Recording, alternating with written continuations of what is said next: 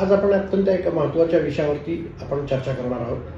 प्रत्येक कमवती स्त्री आणि तिचं आर्थिक नियोजन हे अत्यंत महत्त्वाचं, कारण हेच आर्थिक नियोजन आपल्याला स्वावलंबाकडे घेऊन जात असतं.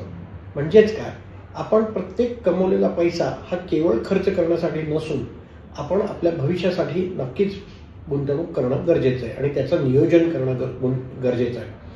प्रामुख्याने आपण जेव्हा पैसा आपल्या हाती येतो, उदाहरणार्थ माझ्याकडे निर्माण झालेली माझी सॅलरी किंवा माझ्या व्यवसायातनं मी काढलेलं उत्पन्न हे जेव्हा आपल्या हाती येतं, त्यावेळेस किमान 20 ते 30% पैसा हा आपण तो गुंतवणुकीकडे घेऊन जाणं गरजेचं आहे.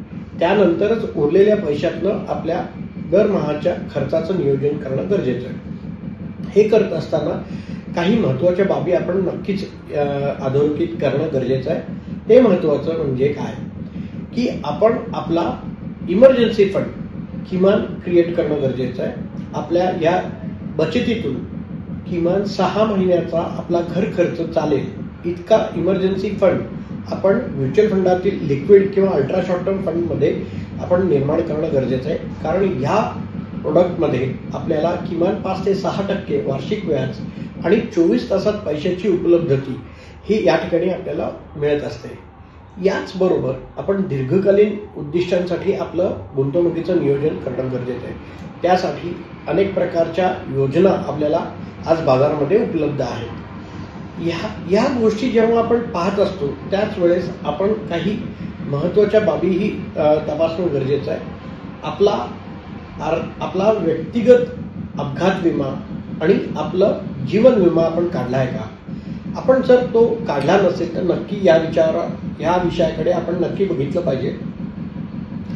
तसंच आपल्याकडे काही रिटायरमेंट प्लॅनिंगसाठी आपण दीर्घकालीन गुंतवणूक करणं गरजेचं आहे.